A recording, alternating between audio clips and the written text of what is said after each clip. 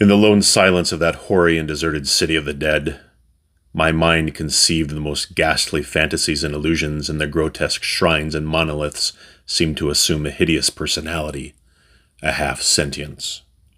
Amorphous shadows seemed to lurk in the darker recesses of the weed-choked hollow and to flit as in some blasphemous ceremonial procession past the portals of the moldering tombs in the hillside, shadows which could not have been cast by that pallid, peering crescent moon.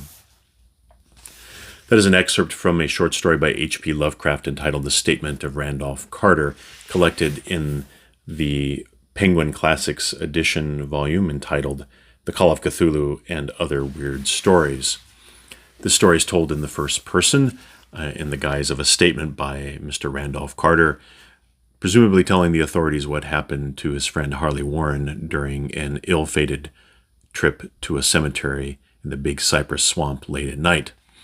So you have Warren and Carter going into the cemetery where they encounter a crypt which has been left untouched for many years. So they open it up. Warren descends into it while Carter remains on the surface. Of course, this was many, many decades before the advent of cell phones or other technology which would have allowed them to communicate from the surface into the crypt. So they carried with them portable telephone wire with which Warren carried with him.